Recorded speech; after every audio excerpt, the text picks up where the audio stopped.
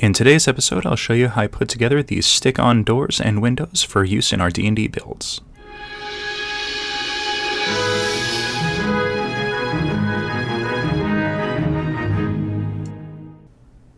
Alright, so for our materials today, we're going to use some of these craft sticks. These are about 1 inch wide, as well as some tongue depressors. These are 3/4 inch wide. Then we're going to use a bunch of matches. I tried to find the straightest ones that I could out of the box, as well as some aluminum ducting tape and some metal mesh. I also used some coffee stirrer sticks and some rectangular barbecue skewers for the doors. Alright, so let's go ahead and start with some windows.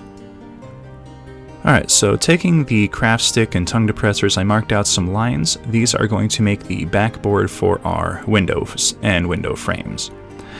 So this comes out to about 1 inch on the tongue depressors and 1.5 inches on the craft sticks. And I'm just going to quickly snip a few of these off on camera here. I made a bunch of these. I think I made 30 of each type of window just to kind of have some spares on hand for any craft project that I happen to need windows for.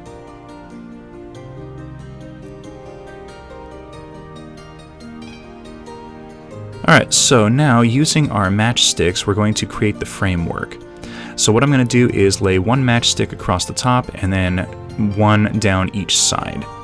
Now for the side pieces, because I know that the height of the backing is 1 inch, I can cut each matchstick in half and then have a 1 inch stick to go along the sides. Now using a little bit of wood glue on a toothpick, I spread some out and just kind of line it up so that there's a little bit of space along the top, so that we can again apply a little bit of wood glue and then stick a matchstick across the top. When creating the framework, I really wanted the matches to be recessed onto the backing rather than attached to the outsides of it. It gives it a lot more strength, durability, and it's honestly a lot easier to put together this way. Though once everything dries, you are going to have to very carefully clip off the extra, just to kind of make everything flush with the borders.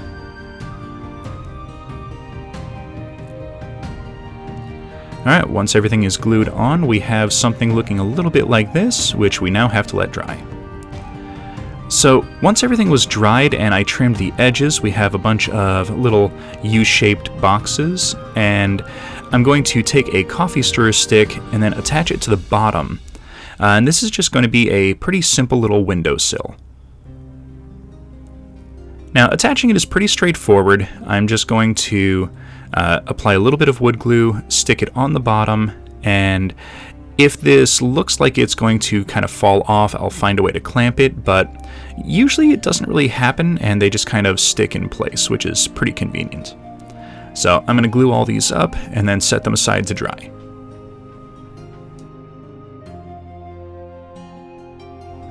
Alright, so now let's go ahead and make some doors. So what I did was I cut another one of the craft sticks to a 1.5 inch length. I find that to be a pretty usable size for a door.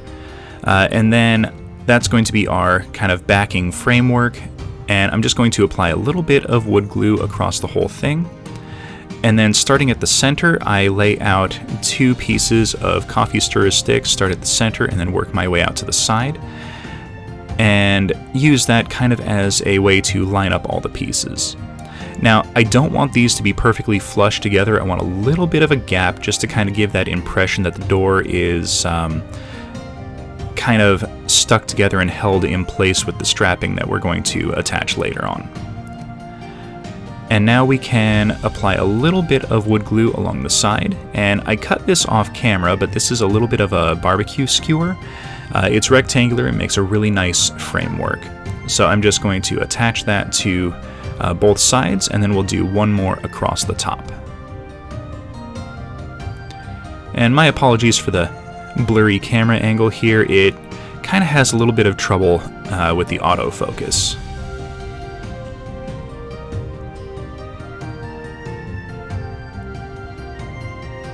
Alright, and then just a little bit more glue across the top. Now, if everything doesn't quite line up flush, you can wait for everything to dry and then trim everything down in between all the steps, just to make sure everything fits together. But sometimes you want a little bit of ramshackle look, so you can kind of leave those in place.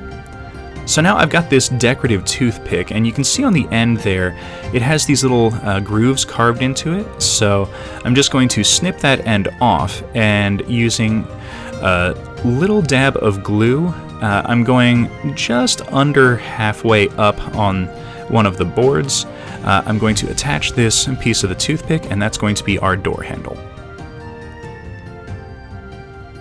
Alright, so now this can be set aside to dry, and it's time for some painting. Alright, so first thing I did was I took them all outside once they dried and base coated them in some Krylon Camouflage Flat Brown. And then using some raw sienna from Artist Loft, I do a quick and gritty overbrush over the entire piece. Now, because these are going to be stuck onto the side of a building, we actually don't need to paint the back of them, so that's going to save us a little bit of time. So, if you see an unpainted section on the back, it's intentional. And for the windows, we don't actually need to paint the exact center of the back frame, so that's going to just kind of be ignored, and we're just painting up the framework and the windowsill.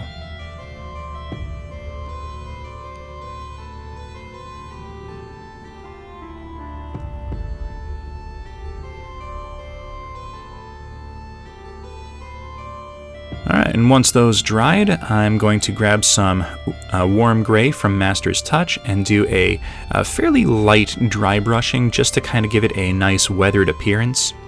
Since these are going to be stuck on the outside of the buildings, I wanted them to have some wear and tear, kind of like they've been, rained on or things like that.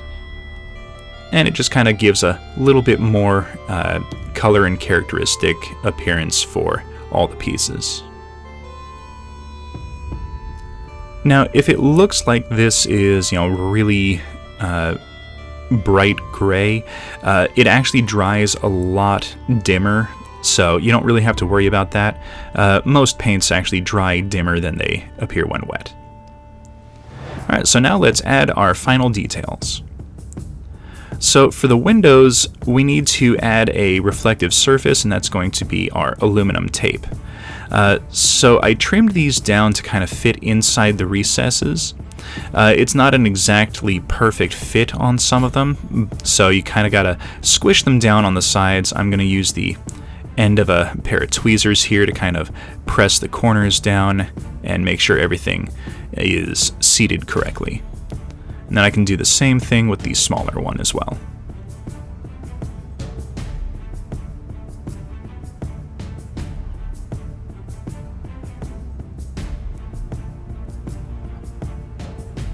Alright, so now for our door, I cut a couple of thin strips and then nipped the ends to be kind of a little triangle. And these are going to be just a couple of little metal straps. The intent here is to make it look like these are the things holding the door together and also be the hinges.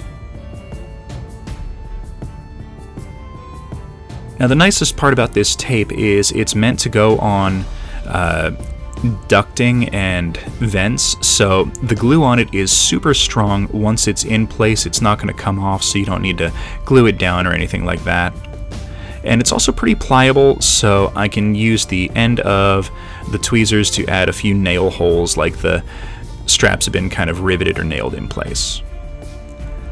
And now we can use a little bit of metal mesh. This is insulation mesh. Kind of goes over grating and keeps animals and debris from getting inside of your vents on the outside of a house. I found this at Lowe's, and you can also find it at Home Depot and most hardware stores. I painted one side of it black with spray paint, and I'm just going to mark out and then cut a strip off that is roughly the size of our window.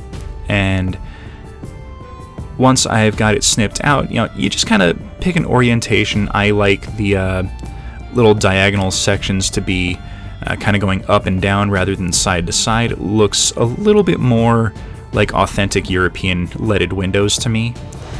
So I just snip it off, make sure it's fit to size.